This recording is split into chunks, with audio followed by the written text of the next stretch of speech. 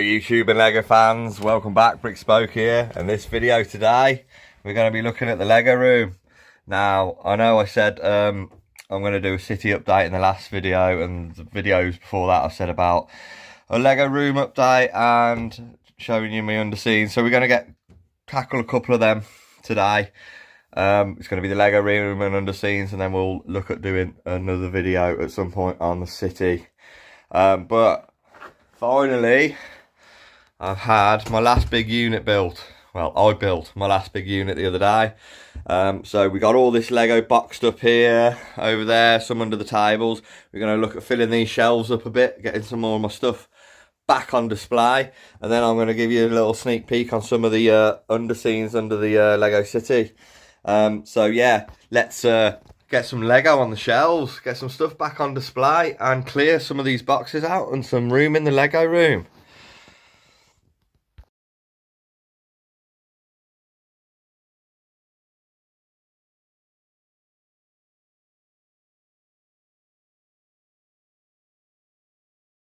Okay, so I managed to reduce some of the boxes, even though it doesn't look like it, but I have pulled a few more builds out of my cupboard ready to go because I've got some space for those.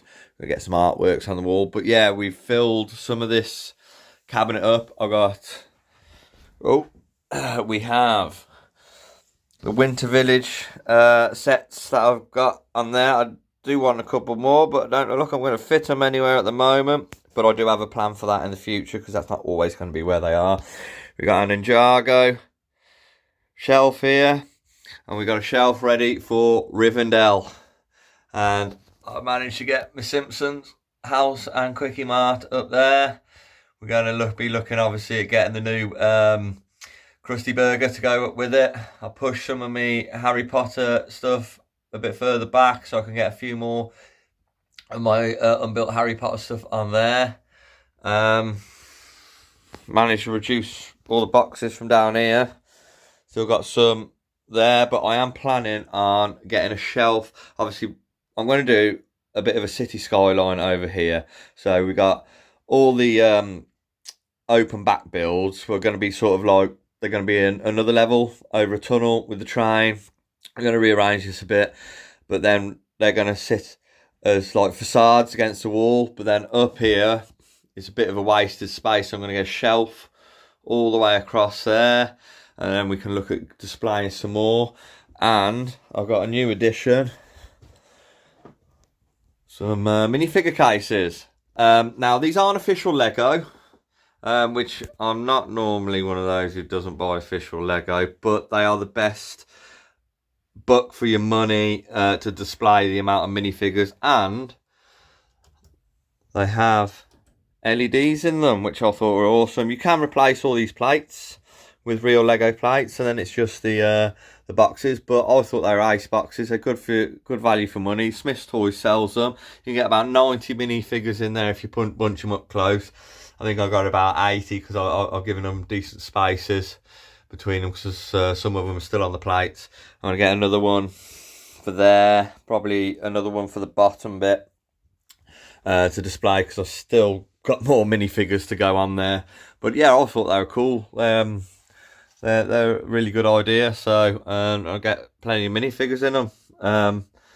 So even though they're off-brand, Lego don't really do anything quite like these. So it's a no-brainer. Obviously all the minifigures, real Lego. The base plates I'll be changing to real Lego. So then it's just a case, which is a nice case. So yeah, that's a lot of the room done. I'm still in an hour and getting a shelf up there and how I'm going to do it for my Speed Champions, but I need to do it. So I've got my Speed Champions in stages because I'm not going to fit all of them on there. So I'm going to do it like in a tiered system. But yeah, I'm pleased with how it's going on. I'm getting a bit more space. Going to be able to display most of my stuff. Now I did promise you a bit of a sneak peek at the underscenes. So I have, you can see that got me under scene start of the Jurassic Park. I have also LED these up as you saw in another video. So this is going to be the Jurassic Park. So we've got the sets that they brought out the other year. I believe they're retired now, but you got the visitor centre, you got the trees with the long neck dinosaurs. I forget what they're called. Obviously the T-Rex over there. Got the Dilophosaurus there. Triceratops, and the raptor pen. Obviously, I'm going to actually mock up a proper raptor paddock like in the movie. I'm going to also mock up a paddock for the T-Rex, and then just some fences around. The others, obviously, they don't have a fence. Got Dennis Nedry there, about to be attacked by the Dilophosaurus. And I have got this bad boy here. So I'm going to build him, and I'm going to shove the gates out of that to go into the Jurassic Park, and the T-Rex is going to go on a shelf because obviously he's well oversized for this, but the gates I think are going to look perfect within the actual Jurassic Park scene. And then I'll do the roads. Obviously I'm limited on space. That is what I've got for the scene, so it's going to be quite cramped. I'm going to try and make it look as best as possible and as roomy as possible.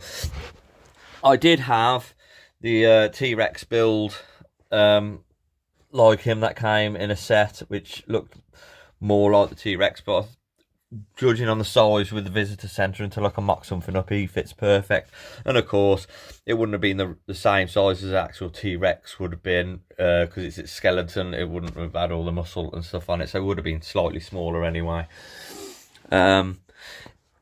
Over here we're going to have an underwater scene like I did in the old city back in my old place.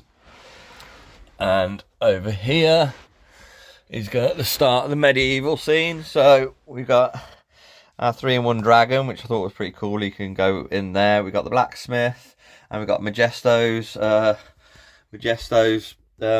house there. I've got the 3-in-1 castle to go there. I will be getting the Lion Knight's castle at some point, but I don't know if he's going to be too big on it for this area. But I am looking forward to that new 3-in-1 creator 3-in-1 castle to go with it as well. Probably be getting the medieval town square, and I also have ready to build the Viking one, and if he fits in there, which I think he will, it'll look pretty cool, because obviously all sort of round medieval period, 1066 plus with Vikings, so they will fit in quite nicely. And there's Mrs. Brickspokes Minecraft area. She will be mocking that up into a proper Minecraft land. At the moment it's just the sets, but I do have a lighting for this as well. And then I plug in these LEDs over here.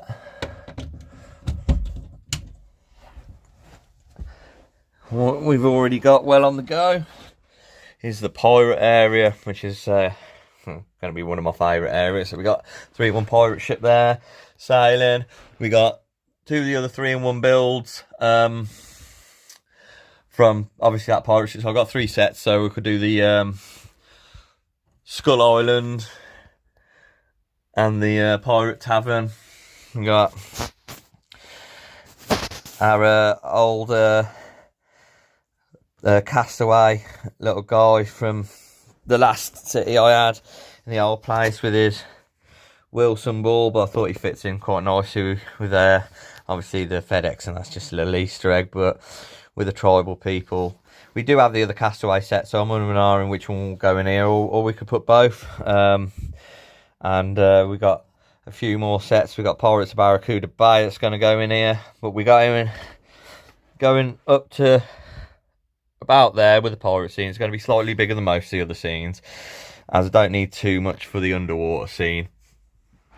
So we've also got Eldorado Fortress to go in here, and I'm going to mock up probably my own HMS, because can't just all be pirate ships. We need some royals or some naval enemies, and obviously being there's my finger.